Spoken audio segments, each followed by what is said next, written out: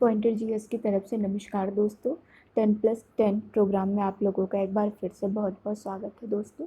हम लोग इसमें 10 प्रश्न जीएस के और 10 प्रश्न करंट के करेंगे।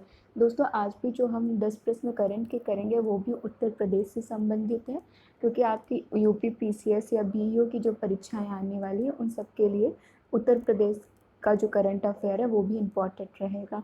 तो आइए पहले हम लोग शुरू करते हैं जीएस। दोस्तों ये जीएस ऐसा है जो कई बार परीक्षा में पूछा भी जा चुका है, इस दृष्टिकोण से बहुत महत्वपूर्ण है।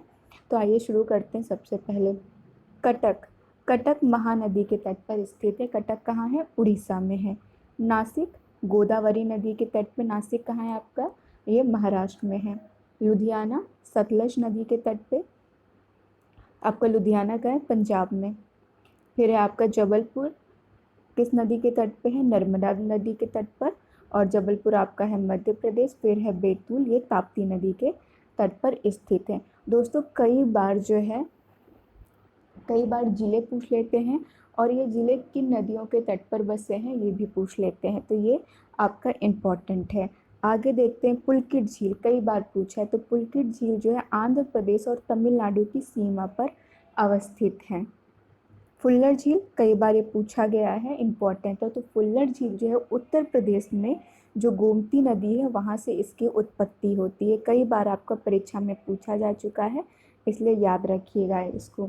नक्की झील, आपका जो नक्की झील है ये राजस्थान में है। दोस्तों झील भी इम्पॉर्टेंट है क्योंकि कई बार ये सारी चीज़ें पूछ चुका है। पुलकित झील तो कई बार पूछा है, फुल्लर झील भी, इसलिए इसको याद रखिएगा। और आपका नक्की झील कहाँ पे है? ये राजस्थान में स्थित है। रुद्रदामन, यहाँ से कई बार परीक्षा में पूछा जा चुका है। तो रुद्रदामन का जूनागढ़ अभिलेख जो है बहुत ज़्यादा प्रसिद्ध है, और इसमें जो है सुदर्शन झील और रुद्रदामन ने सुदर्शन झील जो है इसको ठीक करवाया था। ये कई बार पूछा जा चुका है कि सुदर्शन झील का जीर्णोद्धार किसने करवाया था? तो रुद्रदामन ने करवाया था। और रुद्रदामन का जूनागढ़ अभिलेख बहुत ज़्यादा प्रसिद्ध है, परीक्षा में कई बार पूछा जा चुका है। खारवेल, खारवेल चेदी वंश से संबंधित था। खारवेल का हाथी गुम्फा अभिलेख के साथ नाम जोड़ा जाता है, कई बार पूछा जा चुका है कि हाथी गुम्फा अभिलेख किससे संबंधित है? तो ये खारवेल से संबंधित है। और खारवेल जैन धर्म के संरक्षक थे। आप इसको याद करने की एक ट्रिक देख लीजिएगा, जैसे पूछ लेता है ना हाथी गुम्फा अभिलेख से संबंधित है, तो हम लोग बार बार भूल जाते हैं। तो याद रखिएगा हाथी की खाल, तो हाथी से आपका हो जाएगा हाथी गुम्फा और खाल से खारवेल हो जाएगा। उसी तरह जब आपका जूनागढ़ अभिलेख पूछ लेता है कि जूनागढ़ अभिलेख किससे संबंधित है, और अगर आपको याद नहीं रहता है तो आप इसको याद कर सकते हैं जून का दामन, तो आपका जूनागढ़ हो गया और दामन से रुद्रदामन हो जाएगा। अब आगे देखते हैं चंद्रगुप्त द्वितीय, कई बार इनके बारे में पूछा जा चुका है।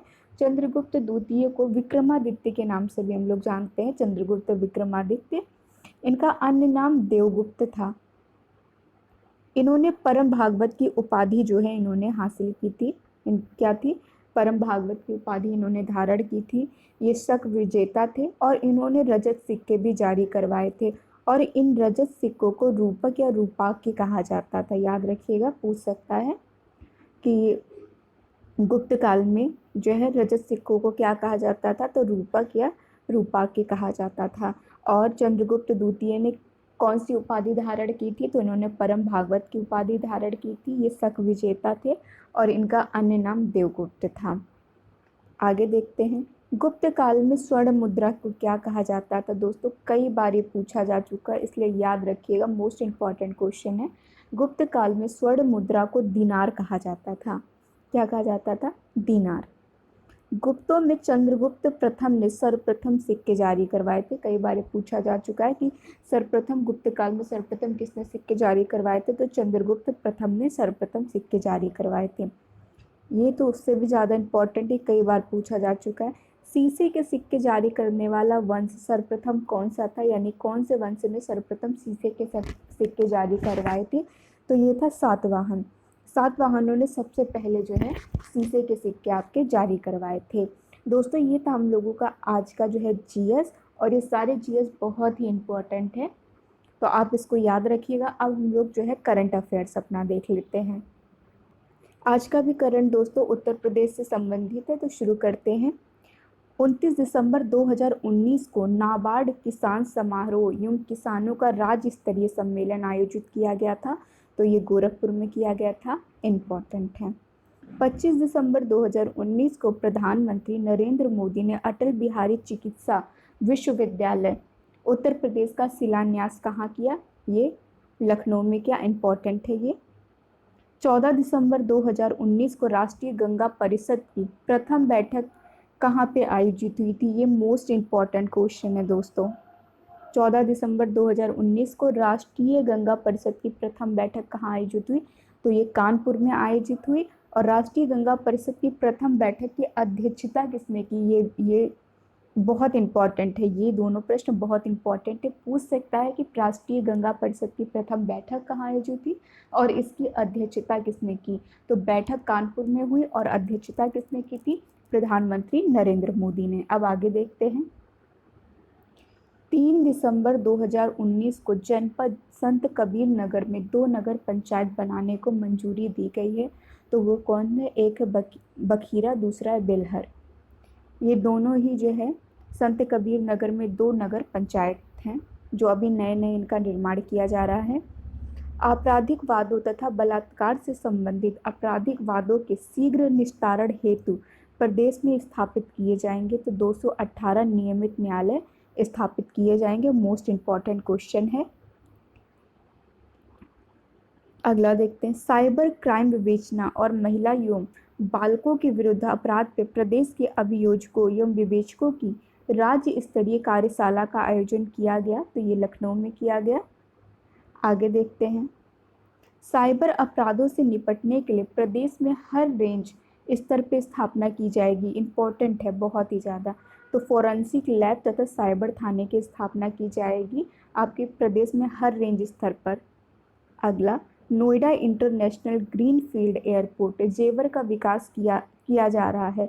इम्पोर्टेंट है, पूछ सकता है। तो ज्यूरिख एयरपोर्ट इंटरनेशनल द्वारा। आपका ये परीक्षा की दृष्टि से बहुत महत्वपूर्ण ये करंट है। ये पूछ सकता है कि नोएडा इंटरनेशनल ग्रीनफील्ड एयरपोर्ट की स्थापना किस इंटरनेशनल एयरपोर्ट के द्वारा की जा रही है? तो यह है ज्यूरिख एयरपोर्ट के द्वारा। सर्वाधिक खरीद के लिए सुपर बायर स्टेट के राष्ट्रीय पुरस्कार से सम्मानित किया गया। इम्पोर्टेंट है बहुत ज़्यादा। तो ये उत्तर प्रदेश को किया गया है। सुपर बायर स्टेट का राष्ट्रीय पुरस्कार उत्तर प्रदेश को दिया गया है। पूर्व प्रधानमंत्री अटल बिहारी वाजपेयी की 25 फीट ऊंची कांस्य प्रतिमा का अनावरण किया गया। मोस्ट इम्पॉर्टेंट है। तो ये लोक भवन परिसर लखनऊ में जो है 25 फीट कांस्य प्रतिमा का, अटल बिहारी वाजपेयी की 25 फीट ऊंची कांस्य प्रतिमा का अनावरण किया गया। यहाँ से 3 तरह से प्रश्न पूछ सकते हैं सीधे सीधे। तो एक यही है कि पूर्व प्रधानमंत्री अटल बिहारी वाजपेयी की 25 फीट ऊंची कांस्य प्रतिमा का अनावरण कहाँ किया गया? तो लोक भवन परिसर लखनऊ में। दूसरा आपका ये पूछ सकते हैं कि लोक भवन परिसर लखनऊ में किस पूर्व प्रधानमंत्री की कांस्य प्रतिमा का अनावरण किया गया? तो उसका आंसर हो जाएगा अटल बिहारी वाजपेयी। कितने फीट ऊंची है? तो ये उत्तर प्रदेश की परीक्षा में कुछ भी पूछा जा सकता है। ये भी पूछ सकता है कि कितने फीट ऊंची है? तो 25 फीट। और किस धातु से बनी है? तो कांस्य से बनी हुई है। उत्तर प्रदेश की परीक्षा में कुछ भी पूछा जा सकता है। तो ये सारी चीज़ें ही आप याद करिएगा। मुख्यमंत्री योगी आदित्यनाथ द्वारा उत्तर प्रदेश में 7वीं आर्थिक गणना का शुभारंभ कब से किया गया? तो उत्तर प्रदेश में 26 दिसंबर 2019 से किया गया है। मोस्ट इम्पॉर्टेंट क्वेश्चन आपका आ जा रहा है करंट का, ये बिल्कुल पूछने की पूरी उम्मीद है। उत्तर प्रदेश राज्य का पहला गिद्ध संरक्षण केंद्र स्थापित किया जाएगा, तो ये किया जाएगा महाराजगंज जिले में। इस समय गिद्ध संरक्षण बहुत ज़्यादा किया जा रहा है, क्योंकि गिद्ध जो है हमारे देश से काफ़ी कम हो गए। अब गिद्धों की संख्या बहुत कमी आती जा रही है। तो उनके संरक्षण के प्रयास के लिए उत्तर प्रदेश का जो पहला गिद्ध संरक्षण केंद्र स्थापित किया जा रहा है वो महाराजगंज जिले में स्थापित किया जा रहा है। और राज्य में स्थापित होने वाला पहला गिद्ध संरक्षण जो केंद्र है, इसका जो नाम है वो है जटायु संरक्षण और प्रजनन केंद्र। ये दोनों ही याद रखिएगा। दोस्तों ये था हम लोगों का आज का वीडियो, जिसमें हम लोगों ने अपने 10 जीएस तथा 10 करंट अफेयर्स किए।